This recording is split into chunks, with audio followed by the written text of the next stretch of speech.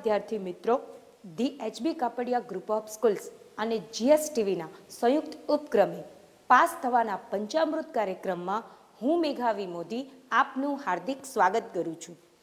વિદ્યાર્થી મિત્રો, આજે હું આપની સમક્ષ વાણિજ્ય પત્ર વ્યવહાર અને સેક્રેટરીયલ પ્રેક્ટિસના વિષયમાં પરીક્ષાલક્ષી માર્ગદર્શન એટલે કે પ્રશ્નોત્તરીની ચર્ચા કરીશ. વિદ્યાર્થી મિત્રો, આપની પરીક્ષામાં હવે ઘણો જ ઓછો સમય બાકી છે. આ વિષયમાં આપે પૂરતી તૈયારી કરી જ લીધી છે. યોગ્ય લખાણ લખવું, રજૂઆત સારી કરવી, પત્રો ખૂબ સારી રીતે તૈયાર કર્યા, બધી જ તૈયારી આપની થઈ ચૂકી છે. પણ આજે હું એવા પ્રશ્નોની ચર્ચા કરવા માંગુ છું, એવા પ્રશ્નો આપને મહત્વના કહેવા છે કે જે પરીક્ષાની અંતિમ ઘડીએ એને ફરીથી એકવાર જોઈ લેવા ખૂબ જ જરૂરી છે. પરીક્ષાના જે નજીકનો સમય આવી રહ્યો છે એમાં આપ એને જરૂરથી જોઈ લેજો. આજે હું આપની સમક્ષ વિભાગ ઈ અને વિભાગ એફ, વિભાગ ઈનો જે ગુણભાર છે એ 20 ગુણનું મહત્વ છે, જ્યારે વિભાગ એફ જેનો ગુણભાર એ 25 ગુણ છે. આમ કુલ 45 ગુણનું જે મહત્વ ધરાવે છે તેવા કયા મહત્વના પ્રશ્નો છે તેની હું આપની સમક્ષ ચર્ચા કરવા ઈચ્છું છું. આપ જાણો જ છો કે આપણો જે વિષય છે એ 2 ભાગમાં વહેંચાયેલો છે. પ્રથમ ભાગ જે વાણિજ્ય પત્ર વ્યવહાર છે, જેમાં પત્રોનું મહત્વ ખૂબ વધારે છે. જે પત્રો આપને વિભાગ એફમાં પૂછવામાં આવે છે એ 25 ગુણના છે અને બાકીના એમાંથી કોઈ નાના સવાલ એમ કુલ પ્રશ્નપત્રમાં જોઈએ તો આ વિભાગમાંથી 30 ગુણના લગભગ પ્રશ્નો પૂછાય છે. જ્યારે વિભાગ 2 કે જે સેક્રેટરીયલ પ્રેક્ટિસના પ્રકરણોનો છે, જેમાંથી આપને 70 ગુણનું પ્રશ્નો પૂછવામાં આવશે. તો આ વિભાગ ઈ માટે કયા મહત્વના પ્રશ્નો છે? કારણ કે જે વિભાગ 2 છે એમાંથી મુદ્દાસર જવાબ, વિસ્તૃત જવાબ એ આપને વિભાગ ઈ માંથી પૂછવામાં આવે છે. તો આ વિભાગ ઈ કે જે 20 ગુણનું મહત્વ ધરાવે છે, આ વિભાગમાંથી કયા એવા પ્રશ્નો છે કે જે આપને પૂછી શકાય? તો નોટ અને પેન લઈને તૈયાર થઈ જાઓ અને ખાસ આ પ્રશ્નોને આજે આપ નોંધી લેજો. આ ઉપરાંત વચ્ચે વચ્ચે હું આપને વિભાગ ડી કે જે 3 ગુણના પ્રશ્નોનું મહત્વ ધરાવે છે તેના વિશે પણ આપને જણાવતી જઉં છું. તો આપ ખાસ એ વિભાગના પ્રશ્નો પણ નોટમાં નોંધી લેજો. પ્રથમ આપણે પ્રશ્નની શરૂઆત કરીએ વિભાગ ઈ માટે. તો છે શેર વહેંચણી પરના નિયંત્રણો જણાવો. શેર વહેંચણી પરના કંપની ધારા અન્વયે જે કાયદેસરના નિયંત્રણો છે એને આપણે અહીંયા જણાવવાના છે. કુલ 11 નિયંત્રણો છે. પ્રશ્ન જે છે આપણો એ 4 ગુણનું મહત્વ ધરાવે છે અને એટલા માટે અહીંયા તમારે ઓછામાં ઓછા 8 નિયંત્રણો તો લખવા જ પડશે. પણ મારી એક આપને સલાહ છે કે આ 11 જે જોગવાઈઓ છે, નિયંત્રણો છે, એને આપ જરૂરથી મોઢે કરી લેજો. કારણ કે એ સિવાય પણ આ પ્રશ્ન એ વિભાગ બી જે 1 માર્કના સવાલ પૂછવામાં આવે છે અને એમસીક્યુ જે એ વિભાગ છે એના માટે પણ મહત્વ ધરાવે છે. ત્યાર પછી પ્રશ્ન આવે છે શેર જપ્તીની વિધિ સમજાવો. મિત્રો, શેર જપ્તીની વિધિ કઈ છે તમને? એટલે વિધિ જ્યારે પણ આવે ને ત્યારે જે મુદ્દાઓ છે ને એ ક્રમમાં જ લખવા પડે. એટલે ખાસ અહીંયા ધ્યાન રાખજો, ક્રમ જાળવવાનો છે. આ ઉપરાંત આ જે શેર જપ્તીનો ખ્યાલ છે એ આખો જ ખ્યાલ ખૂબ મહત્વનો છે. કેમ? તો કે વિભાગ ડી કે જેમાંથી આપણને પ્રશ્ન પૂછી શકાય છે, શેર જપ્તીનો અર્થ આપી શેર જપ્તીની અસરો સમજાવો. વિભાગ ડી માટેનો પ્રશ્ન છે, જરૂરથી નોંધી લેજો. આ ઉપરાંત શેર જપ્તીનો અર્થ આપી શેર જપ્તી અંગે સેક્રેટરીની ફરજો સમજાવો. એવો પણ આપને પ્રશ્ન પૂછી શકાય છે. એટલે ખાસ આ પ્રશ્નને પણ આપ નોંધી લેજો. ત્યાર પછી આવે છે તફાવત આપો. શેર જપ્તી અને શેર સોંપણી ખૂબ જ મહત્વનો એવો કહી શકાય એવો આ તફાવત છે. પણ ખાસ કરીને શેર જપ્તી, શેર સોંપણી અને આના ઉપરાંત જે આ પ્રકરણનો બીજો મહત્વનો તફાવત છે શેર જપ્તી અને શેર લિયન. આ ત્રણેયનો ખ્યાલ છે ને મિત્રો, શેર જપ્તી, શેર સોંપણી અને શેર લિયન, આ ત્રણેયનો જે ખ્યાલ છે ને ખૂબ મહત્વનો છે. કારણ કે તફાવત તો મહત્વનો છે જ, સાથે વિભાગ ડી માટે આપને ટૂંકનોંધ પૂછી શકાય છે, સમજાવો શેર સોંપણી, ટૂંકનોંધ લખો શેર લિયન. આ પ્રકારનો પ્રશ્ન પણ પૂછી શકાશે. તો મિત્રો, આપને પહેલા જણાવું કે ભાઈ શેર જપ્તી શું છે. તો કે શેર જપ્તીનો જે ખ્યાલ છે એનો અર્થ એવો થાય છે કે ભાઈ કંપનીએ શેર ઉપરના હપ્તાની રકમ મંગાવી છે, પણ શેર ધારક શેર હોલ્ડર એ રકમ ભરપાઈ કરી શકતો નથી અને માટે કંપની તેણે અત્યાર સુધી ભરેલી રકમ એ જમા એટલે કે જપ્ત કરે છે અને શેર ઉપરનો તેનો માલિકી હક પણ એ ગુમાવે છે. એને શેર જપ્તી કહેવાય. એ શિક્ષાત્મક પગલું છે. જ્યારે શેર સોંપણી શું છે કે શેર ધારક હપ્તાની રકમ મંગાવે કંપની એ પહેલા મુદત પૂરી થાય એ પહેલા જ સ્વેચ્છાએ પોતાના શેર કંપનીને પરત કરે છે અને શેર ઉપરનો જે પોતાનો માલિકી હક છે એ સ્વેચ્છાએ જતો કરે છે. તો જેને કારણે એને જે જમા રકમ અત્યાર સુધી ભરી છે એ એને કંપની પરત આપે છે. અને શેર લિયન શું છે તો કે શેર લિયન એટલે કે શેર ધારક એ શેર ઉપર રકમ ભરવાની હપ્તાની જે રકમ છે એ ભરી શકતો નથી અને માટે કંપની પોતાનું લેણું વસૂલ કરવા એના શેર એ વેચવાનો જે વિશિષ્ટ હક ધરાવે છે તેને શેર લિયન કહેવામાં આવે છે. આમાં ત્રણેય ખ્યાલ ખૂબ જ મહત્વના છે, તફાવતની દ્રષ્ટિએ, ટૂંકનોંધની દ્રષ્ટિએ અને ખાસ કરીને વિભાગ બીમાં આ ત્રણેય ખ્યાલની આપને વ્યાખ્યા પણ પૂછવામાં આવે છે. માટે આ ત્રણેય ખ્યાલ ખાસ તૈયાર કરવા એને ધ્યાનમાં રાખજો. ત્યાર પછી આપણે વાત કરું તો છે કે બેંકમાં ખાતું ખોલવા અંગેનો ઠરાવનો નમૂનો આપો. બેંકમાં ખાતું ખોલવાના અંગેના ઠરાવનો નમૂનો આપો. મિત્રો અહીંયા ચેતજો, ઘણા વિદ્યાર્થીઓ શું કરતા હોય છે કે બેંકમાં ખાતું ખોલવાનો આ પત્ર છે એમ સમજીને બેંકને પત્ર લખી નાખે છે, પણ આ પત્ર નથી, આ ઠરાવ છે. ઠરાવ અને પત્ર વચ્ચે મોટો તફાવત છે. ઠરાવ એ નમૂના સ્વરૂપે તમને પાઠ્યપુસ્તકમાં આપેલો છે. એમાં જે શબ્દો છે, જે વાક્ય રચના છે એને એ જ રીતે ઉપયોગમાં લેવા ખૂબ જ જરૂરી છે. માટે ઠરાવનો નમૂનો અવશ્ય વ્યવસ્થિત રીતે તૈયાર કરજો. પત્ર સમજી અને ઉતાવળમાં ખોટો જવાબ ન લખાઈ જાય એનું આપ ખાસ ધ્યાન રાખજો. ત્યાર પછી આ જ રીતે ઠરાવમાં આ પ્રકરણમાંથી જે બીજો પૂછી શકાય છે કે શેર મંજૂરી અંગેનો ઠરાવ. આ વિભાગ સીમાં પૂછી શકાય એવો ઠરાવનો નમૂનો છે, એને જરૂરથી તૈયાર કરજો. આ ઉપરાંત જે દિલગીરી પત્રનો નમૂનો છે અને ત્યાગપત્રનો નમૂનો છે, આ બંને નમૂનાઓ પણ પાઠ્યપુસ્તકમાં આપેલા છે. એ બંને નમૂના વ્યવસ્થિત તૈયાર કરજો. એ પણ 4 ગુણની અંદર આપણને જરૂરથી પૂછી શકાય તેવા પ્રશ્નો છે. જે ત્યાગપત્ર છે એ ખાસ એક અગત્યની વિભાગ ડી માટેની ટૂંકનોંધ બની જાય.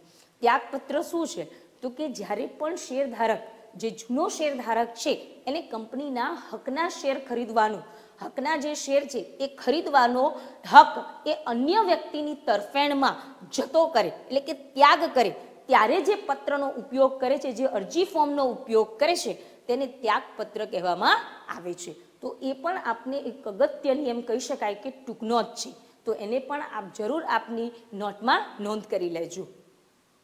ત્યાર પછી આવે છે અનિયમિત શેર વહેંચણી અને ગેરકાયદેસર શેર વહેંચણી વચ્ચેનો તફાવત આપો. મિત્રો, અનિયમિત શેર વહેંચણી એટલે શું? બી વિભાગમાં આવો પ્રશ્ન આપને પૂછી શકાય છે. એવી જ રીતે ગેરકાયદેસર શેર વહેંચણી એટલે શું એ પણ આપને પૂછી શકાશે. તો આપને જણાવી દઉં કે કંપની ધારાની જોગવાઈઓનું ઉલ્લંઘન કરી અને જ્યારે શેર વહેંચણી કરવામાં આવે એને અનિયમિત શેર વહેંચણી કહેવામાં આવે છે. અને ભારતીય કરાર ધારામાં જે કરારના તત્વો છે એ તત્વોનો અભાવ હોય અને શેર વહેંચણી થઈ હોય તો એને ગેરકાયદેસર શેર વહેંચણી કહેવામાં આવે છે. આમ આ તફાવત પણ ખૂબ જ મહત્વનો છે. આ ઉપરાંત જે અનિયમિત શેર વહેંચણી ક્યારે થાય છે, એના સંજોગો કયા છે, એ પ્રશ્ન આપને વિભાગ ડી ની અંદર મહત્વના મુદ્દા તરીકે પૂછી શકાય છે. તો ખાસ આપ એ પણ એને નોટમાં નોંધી લેજો. ત્યાર પછી આવે છે શેર ફેરબદલીનો અર્થ આપી શેરની સંપૂર્ણ ફેરબદલીની વિધિ વર્ણવો. જે શેર ફેરબદલીનો અર્થ છે એ શું છે તો કે શેર ફેરબદલી એટલે કંપનીની સંમતિની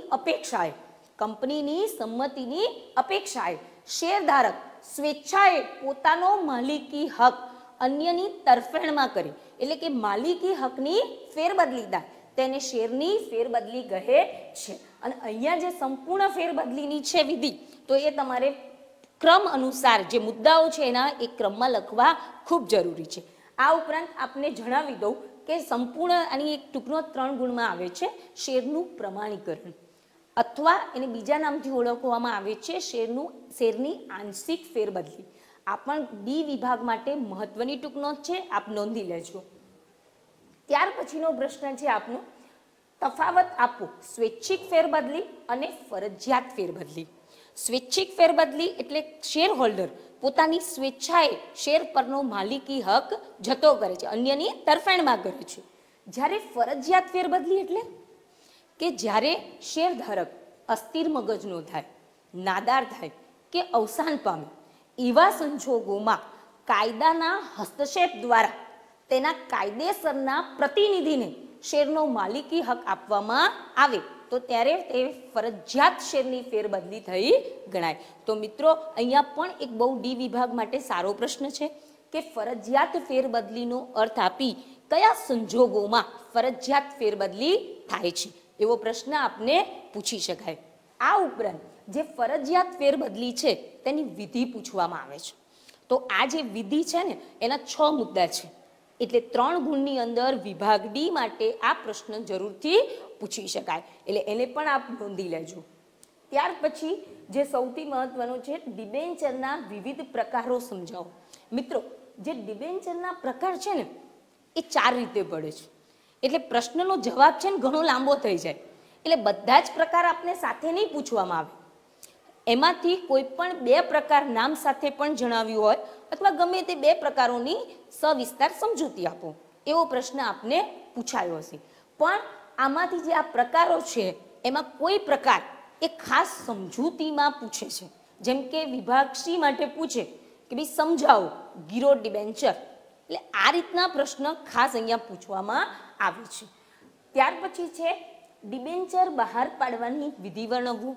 તો ડિબેન્ચર કેવી રીતે બહાર પાડવામાં આવે છે તેના ક્રમ અનુસાર મુદ્દાઓ તમારે અહીંયા સમજાવવાના છે. હંમેશા ધ્યાન રાખવું, વિધિ છે ક્રમમાં આવે અને વિધિમાં મુદ્દાની ગણતરી ન કરવી. વિધિના જેટલા પૂરા સ્ટેપ છે, જે મુદ્દાઓ છે એ બધા પૂરેપૂરા અહીંયા લખવાના રહેશે. ત્યાર પછી આવે છે અહીંયા આગળ એક મહત્વનો તફાવત પણ આવે છે, શેર અને ડિબેન્ચર વચ્ચેનો તફાવત આપો, એ પણ અગત્યનો છે, આપ એને પણ નોંધ કરી લેજો. ત્યાર પછી છે સભ્યપદ મેળવવાની વિવિધ રીતો જણાવો. સભ્યપદ મેળવવાની વિવિધ રીતો અથવા વિવિધ પદ્ધતિઓ સમજાવો. કોઈ પણ 8 પદ્ધતિ આપ સારી રીતે સમજાવી શકો છો. આ ઉપરાંત આ પ્રકરણમાંથી જે બહુ મહત્વનો પ્રશ્ન છે કે જેને આપણે 3 ગુણમાં ગણી શકીએ એ છે શેર હોલ્ડર અને સભ્ય વચ્ચેનો તફાવત. આ પણ ખૂબ જ મહત્વનો પ્રશ્ન છે, આપ એને નોંધ કરી લેજો. આ ઉપરાંત જે 3 ગુણમાં બીજો પ્રશ્ન આવે છે એ છે સભ્યપદ કોણ મેળવી શકે, એટલે એ પ્રશ્ન પણ તમારે કોણ સભ્યપદ મેળવી શકે. ઉપરાંત સભ્યપદના અંતના સંજોગો જણાવો. આ 4 કે 3 ગુણની અંદર પૂછી શકાય એવો સારો પ્રશ્ન છે, એટલે આપ એને પણ ખાસ આ પ્રકરણમાંથી નોંધી લેજો. આ પ્રકરણ જે સભ્યપદ છે ને એની ખાસિયત છે કે આ પ્રકરણ ખૂબ નાનું છે, એટલે એના જે બધા જ પ્રશ્નો છે ને જે હમણાં મેં તમને કહ્યા એ બધા જ પ્રશ્નો એ આઈએમપી પ્રશ્નો ગણાય. એટલે આ પ્રકરણનો કોઈ પ્રશ્ન છોડવો એ આપના માટે હિતાવહ બની શકે નહીં, એટલે છેલ્લી ઘડીએ એની ઉપર ચોક્કસ નજર રાખજો. ત્યાર પછી આવે છે સંચાલકનો અર્થ સમજાવી કંપનીમાં તેમના સ્થાનનું મહત્વ સમજાવો. જે સંચાલકનો અર્થ લખો અને એનું જે સ્થાન છે, જેમ કે એ વહીવટી ભાગીદાર તરીકે, એ પ્રતિનિધિ તરીકે અને છેલ્લે છે ટ્રસ્ટી તરીકે. આ 3 મુદ્દાઓ છે તમારી વ્યવસ્થિત રીતે અહીંયા સમજાવવાના રહેશે. હા, 3માંથી કોઈ પણ એક દરજ્જો છે એ અલગ 3 ગુણની અંદર પણ પૂછી શકાય છે, તો આપ એને પણ સવિસ્તાર સારી રીતે ત્યાં લખવાનો રહેશે. ત્યારબાદ આ વિભાગના બીજા પ્રશ્નોની વાત કરીએ તો છે સંચાલકોની લાયકાત અને ગેરલાયકાત. આ પ્રકરણનો ખૂબ જ મહત્વનો કહી શકાય તેવો પ્રશ્ન. સંચાલકોની લાયકાત. લાયકાત એ કંપની ધારામાં ક્યાંય આપેલી નથી. સંચાલકોની લાયકાત વિશે કંપની ધારામાં કોઈ જોગવાઈ નથી, પણ વર્તમાન સમયમાં સંચાલકોની લાયકાત એ નાણાકીય અને શૈક્ષણિક લાયકાત એ અનિવાર્ય છે એવું તમને 2 ગુણમાં કારણ પણ પૂછે છે. કેમ? તો કે વર્તમાન સમયમાં જે કંપનીનો કાર્યક્ષેત્ર વધી ગયું છે, જે કાયદાઓ છે એ ગૂંચવડ્યા ભર્યા છે, જટિલતા છે, આ ઉપરાંત બજારની સ્થિતિમાં ખૂબ મોટું પરિવર્તન આવ્યું છે. તો આવા સંજોગોમાં સંચાલક પાસે કંપનીનું સંચાલન કરવા શૈક્ષણિક અને નાણાકીય લાયકાતો હોવી અનિવાર્ય છે. તો એ કઈ 3 લાયકાતો છે તો એના વિશે તમારે ખાસ લખવાનું છે કે ભાઈ વ્યક્તિ જીવંત હોવી જોઈએ. એટલે જીવંત વ્યક્તિ જ કંપનીનો સંચાલક બની શકે. કેમ? તો કે ભાઈ કંપની હોય કોઈ અન્ય તો એ અલગ વ્યક્તિત્વ ધરાવે છે પણ એ જીવંત નથી. કોઈ ભાગીદારી પેઢી હોઈ શકે, કોઈ સંસ્થા એ ક્યારેય સંચાલક બની શકે નહીં. માત્ર જીવંત વ્યક્તિ જ. બીજો મુદ્દો તમે અહીંયા કહી શકો કે વ્યક્તિ કરાર કરવા સક્ષમ હોવી જોઈએ. એટલે સગીર વયનો વ્યક્તિ હોય, નાદાર હોય કે પછી અસ્થિર મગજનો હોય એવી વ્યક્તિ અહીંયા કરાર કરી શકતી નથી.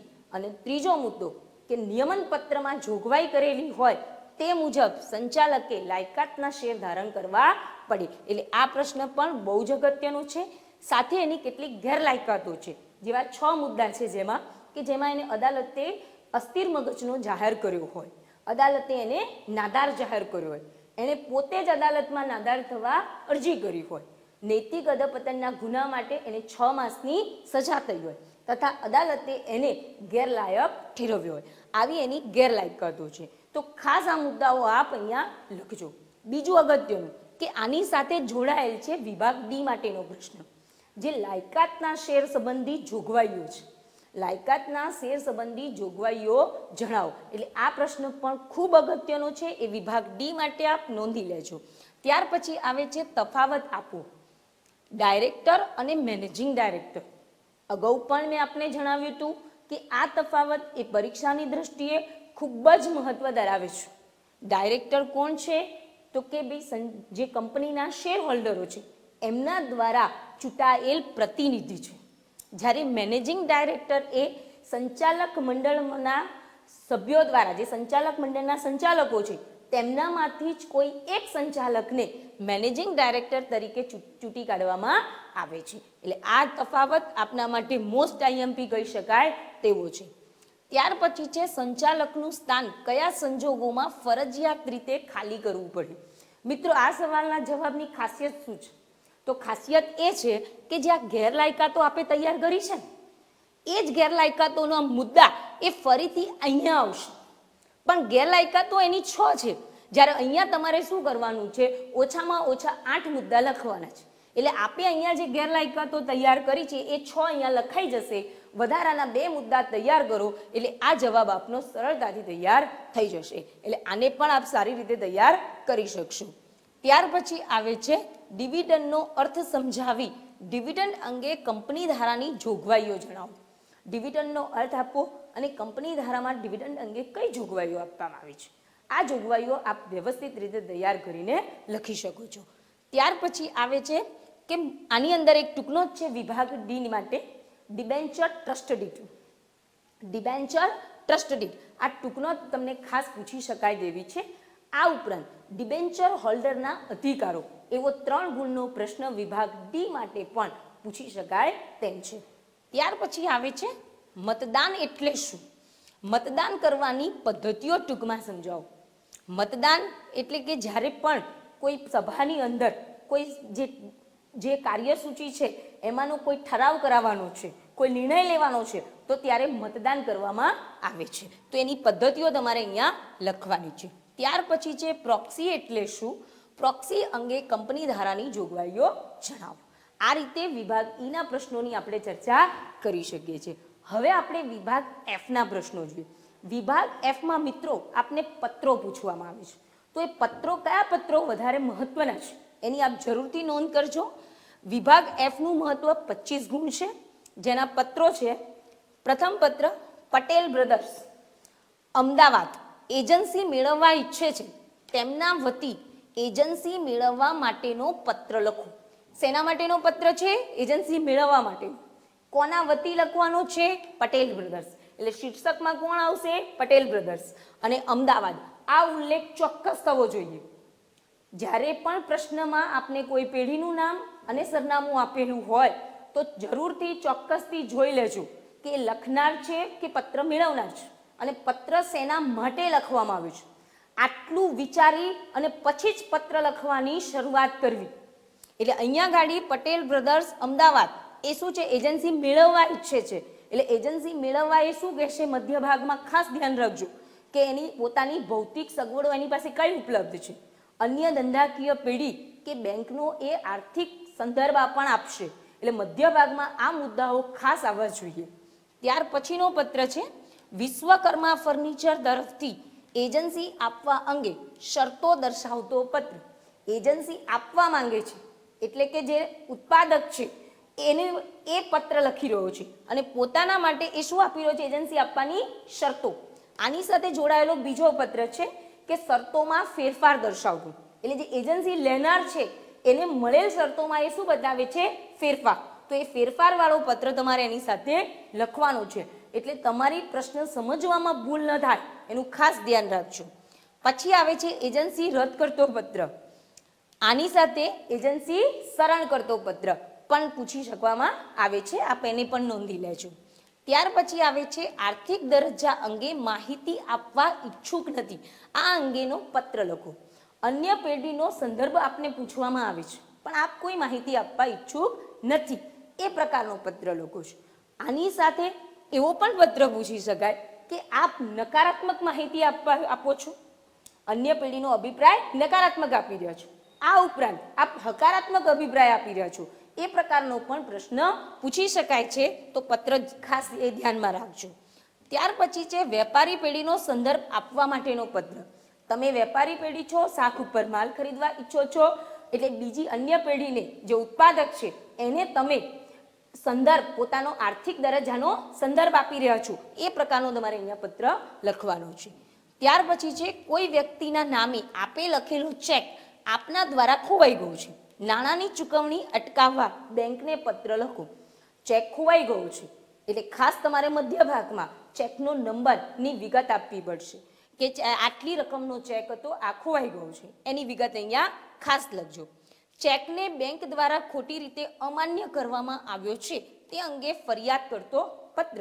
આપની પાસબુકમાં જમા રકમ છે તેમ છતાં ચેક અમાન્ય થયો છે તો થોડો ફરિયાદ કરતો પત્ર અહીંયા લખવાનો છે. શ્રમજીવી મિત્રોને રાત્રિ શાળામાં પ્રવેશના અનુસંધાનમાં પત્ર લખો. એક આ અગત્યનો પ્રશ્ન છે, આપને પૂછી શકાય છે. ત્યાર પછી છે રોગમુક્ત જીવન વિશે તમારી શાળામાં પ્રદર્શન યોજવા શહેરના મેડિકલ એસોસિએશનને વિનંતી પત્ર લખો. એટલે તમે તમારી એક શાળા લખનાર કોણ બનશે? અહીંયા શાળા બનશે. અને પત્ર કોને લખવામાં આવે છે? તો કે મેડિકલ એસોસિએશનને પ્રદર્શન યોજવા માટે લખવામાં આવશે. ત્યાર પછી છે જળ અને વિદ્યુત શક્તિના બચાવની ભલામણોનો પરિપત્ર લખો. મિત્રો અહીંયા ખાસ ધ્યાન રાખજો, આ પરિપત્ર છે. પરિપત્ર જ્યારે પણ હોય ત્યારે સમૂહને ધ્યાનમાં રાખીને લખવામાં આવે. એટલે જે આંતરિક સરનામું તમે લખો છો ત્યારે શું લખાશે? શાખા, તમામ શાખા, પ્રશાખા, તમામ વિભાગના કર્મચારીઓને જોગ. એવી રીતે અહીંયા ગાડી આંતરિક સરનામું લખાશે. કોઈ વ્યક્તિનું લખી દેતા નહીં, કોઈ વિભાગનું નહીં લખતા. આ પરિપત્ર છે એટલે ખાસ ધ્યાન રાખજો. ત્યાર પછી છે લેખિત પરીક્ષા માટે હાજર રહેવા જણાવતો પત્ર.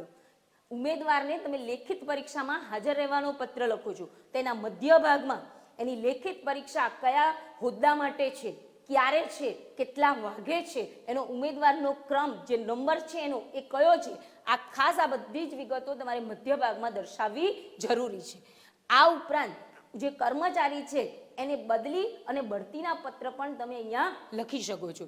કર્મચારીને ફરજિયાત સેવા નિવૃત્તિના આદેશનો પત્ર સાથે સ્વેચ્છાએ નિવૃત્તિનો પ્રશ્ન પણ આપને પૂછી શકાય છે.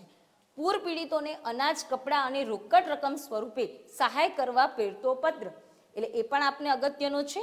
કુદરતી આપત્તિ સમયે અફવાઓ ન ફેલાવી સંયમ જાળવવાની અપીલ કરતો પત્ર. આ બંને પત્રોની ખાસિયત શું છે કે વર્તમાન પત્રના તંત્રીને આ લખવામાં આવે છે પણ અહીંયા મથાળું લખવામાં આવશે. લખનારનું સરનામું, પત્ર મેળવનારનું સરનામું લખવામાં આવશે નહીં. માત્ર શીર્ષક આપવામાં આવે છે અને પછી મધ્ય ભાગ લખાય છે અને પછી લખનાર પોતાનું નામ ન જણાવવા ઈચ્છતો હોય તો જિજ્ઞાસુ, મુસાફર, એક વાચક એવા શબ્દોનો ઉપયોગ કરી શકે છે. એટલે આ બંને લખવાની પદ્ધતિ છે એ આપ ખાસ ધ્યાનમાં રાખજો. મિત્રો, આ થઈ આપના કેટલાક મહત્વના પ્રશ્નોની ચર્ચા. આપે પરીક્ષાની પૂરી તૈયારી કરી ચૂક્યા છો. આપને પરીક્ષામાં સરસ સફળતા મળે, આપનું લક્ષ્યાંક છે એ આપ સિદ્ધ કરી શકો અને પરીક્ષાનું લક્ષી જે આ યુદ્ધ છે એમાં આપ જીતીને આવો અને ખૂબ જ સારા ગુણ આ વિષયમાં આપ મેળવી શકો એવી મારી અને મારી શાળા વતી આપને શુભેચ્છા છે